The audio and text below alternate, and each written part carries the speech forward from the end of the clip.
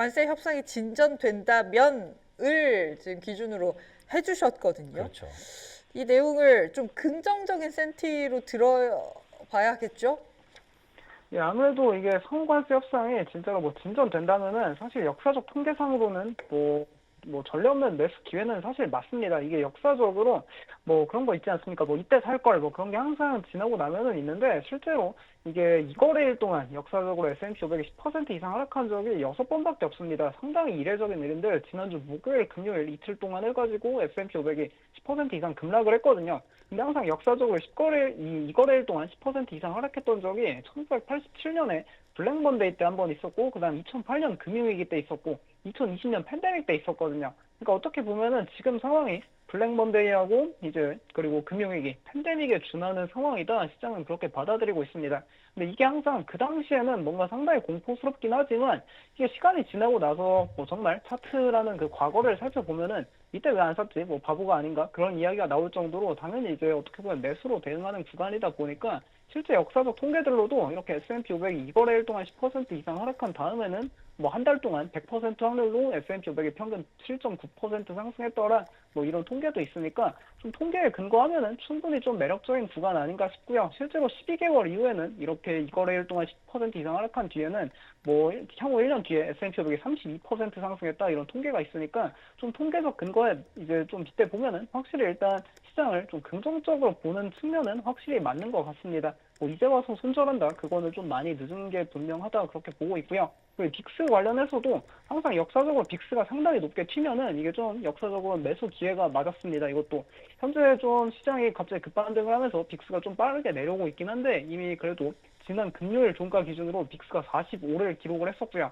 이게 빅스 지수가 장중에는 분명히 엄청 튀어오르는 경우가 종종 있습니다. 근데 이게 종가 기준으로 이렇게 뭐 끝나는 경우는 뭐 30을 넘어서 끝나는 경우가 그렇게 자주 있지는 않은데 이 빅스가 어쨌든 현재 전일 종가 45였고 아까 좀 전에 봤을 때는 50도 넘어섰습니다. 지금 한 47, 48 왔다 갔다 하고 있긴 한데 이게 빅스가 그냥 33.5, 45도 아니고 30만 넘었어도 향후 6개월 동안 평균 S&P 500이 12.7% 상승했던 통계도 있고 그리고 현재 이 빅스가 45 이상은 뭐 과거 9.11 테러나 아니면 금융위기, 팬데믹 이때 제외하고는 지금보다 이 변동성 지수가 높았던 적이 없다 보니까 사실 이것도 앞서서 했던 이야기랑 마찬가지고요. 역사를 봤을 때 9.11 테러나 뭐 금융위기, 팬데믹 다 항상 역사적으로는 엄청난 매수 기회는 분명 맞았습니다.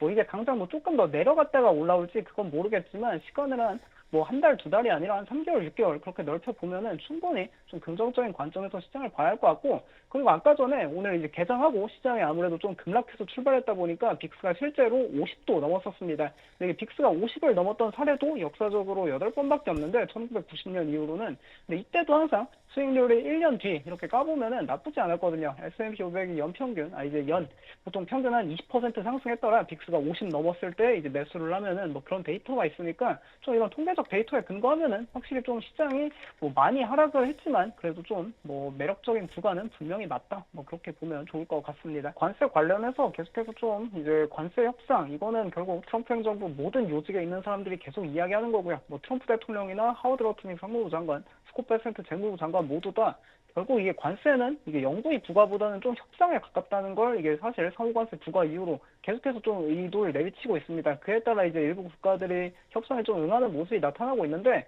뭐 어쩌면 오늘 이게 좀 관세 90일 유예하겠다 이런 것도 좀 이 협상 과정을 더 가져가자 그렇게도 볼 수 있을 것 같고요. 일단 이 베트남에서도 지난 금요일에 이 소식은 바로 나왔습니다. 이게 장중에 트럼프 대통령이 직접 트루스 소셜에 올렸던 내용이고요. 베트남의 토란 당서기하고 매우 생산적인 통화를 했기 때문에 이게 베트남이 좀 관세를 제로로 낮추고 싶어 해가지고 우리도 좀 그에 상응하는 대가를 좀 주려고 한다 뭐 그런 뉘앙스를 내비쳤고 그럼에도 시장에서 약간 의구심을 가진 거는 좀 백악관에 좀 강경파로 이제 손꼽히고 있는 뭐 피터 나바로 무역 고문은 오늘도 하는 이야기가 베트남에서 준비한 이니셔티브는 충분하지 않다. 뭔가를 더 가져와야 한다. 그런 이야기를 했었는데 그래도 일단 당장에 뭐 백악관 수석 대변인이 조금 뭐 관세 관련해서 유화적인 이야기가 현재 돌고 있으니까 뭐 그래도 조금은 기대해볼 포인트가 있다. 그렇게 보면 좋을 것 같고요. 또 뭐 베트남 외에도 뭐 대만이나 일본에서도 오늘 관련한 이야기들이 계속 나왔습니다.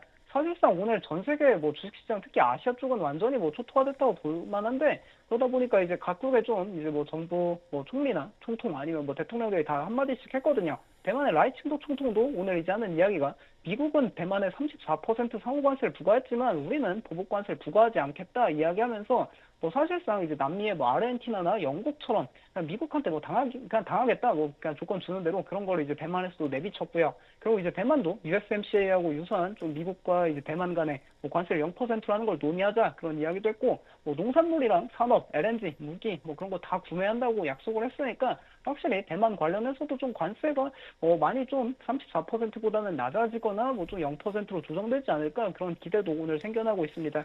뭐 일본의 이시다 총리도 오늘 또 뭐 여러 가지 이제 트럼프 대통령이랑 좀 전에도 통화했다고 이야기가 나오던데 뭐 미국을 위한 좀 관세 인하 관련 패키지를 준비하고 있다. 그러면서 좀 이제 계속해서 관세 인하를 하려는 협상 전략이 전 세계적으로 나타나고 있고 뭐 일론 머스크도 이 EU 관련해서 현재 좀 EU하고 협상이 좀 어떻게 보면 긍정적으로 진행될 기미가 좀 시장의 기대감이 존재하고 있는데 일론 머스크도 이 관련한 이야기를 현재 하고 있습니다. 뭐 전일에 이제 이탈리아에서 이런 화상으로 이야기를 했는데 유럽과 미국은 이상적으로는 무관세 상황으로 전환해서 자유무역주의를 이제 추진해야 된다. 그리고 이 관련한 거는 대통령한테 내가 드리는 조언이다. 이 이야기를 이탈리아 관련한 그 방송에서 했었거든요. 그거 자체가 어떻게 보면 일론 머스크도 이 트럼프 행정부에서 상당한 뭐 정부 좀 뭐 특수 임무를 하고 있긴 하지만 사실상 이제 2인자로 평가받다 보니까 좀 입김이 어느 정도 들어갔지 않을까 뭐 그렇게 기대해봐도 좋을 것 같고요. 실제로 일론 머스크가 앞으로 조금은 뭐 중재 역할을 하지 않을까 그것도 시장에 조금씩 기대 요인으로 꼽을 만하지 않나 그렇게 보면 좋을 것 같습니다.